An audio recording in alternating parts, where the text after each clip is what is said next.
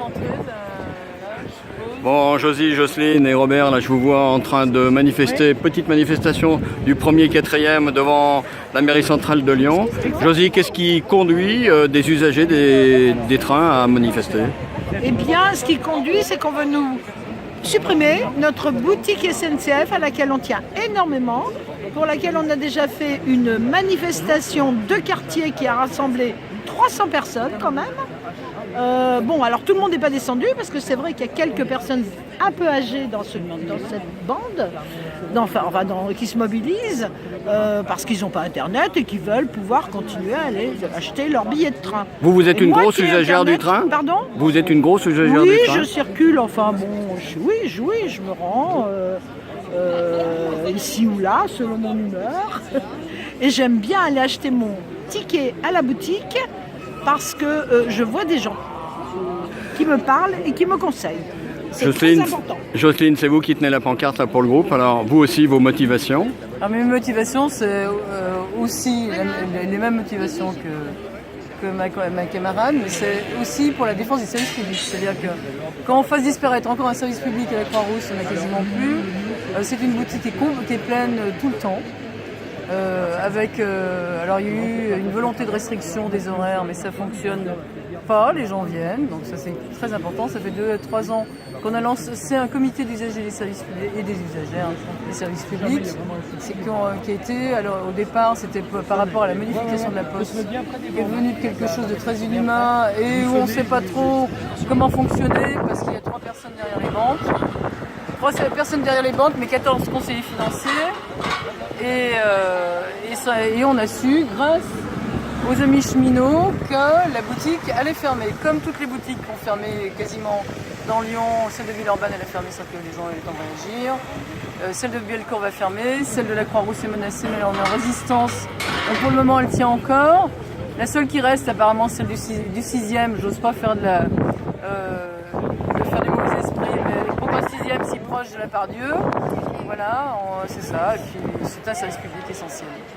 Alors Robert, vous êtes cheminot, vous avez terminé votre carrière à l'exploitation à la Pardieu. Oui. Vous avez, je suppose, fait toute votre carrière à la SNCF. Hein. Absolument. Alors, comment est-ce que vous interprétez, vous, cette fermeture de bureau de la part de cette entreprise publique de transport ferroviaire? Alors plus exactement, moi j'ai été des instigateurs, je suis secrétaire de la section des retraités et ça fait 3 ans qu'on se bat contre la fermeture de la boutique de la Croix-Rousse parce qu'on a quelques anciens cheminots et le comité des usagers est venu après. On a obtenu depuis 20 000 signatures.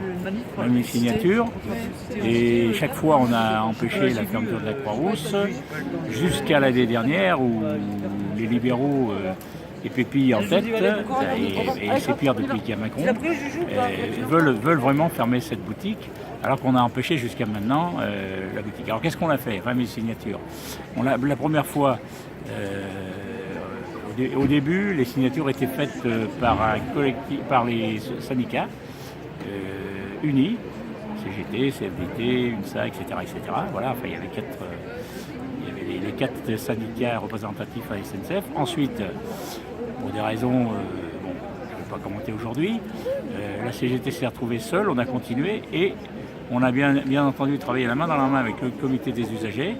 On avait une pétition et on a refait les signatures parce que, Jocelyne vous l'a dit, ils ont commencé à réduire les horaires, fermer le lundi et réduire les horaires de 10h de 8h30, ils ont ouvert à 10h. Alors maintenant c'est le samedi matin, Voilà, c'est fermé, mais pas le lundi. Ah oui, non. Au départ, Oui, non, c'était prévu au départ, donc effectivement, ouais, enlevez ça. Ils ferment le samedi, le jour de plus grosse affluence d'ailleurs. Mais nous, on a sollicité les élus du 1er, du 4e et du 2e arrondissement. Ils nous ont tous répondu favorablement, sauf celui du 2e. Donc c'est pas très grave. Et on a été reçus en son temps par le député du 2e qui s'appelait Pierre-Alain Muet, qui avait son truc juste derrière là. Et là, on vient d'être reçu il n'y a pas longtemps par Julien Hubert de la Ferrière,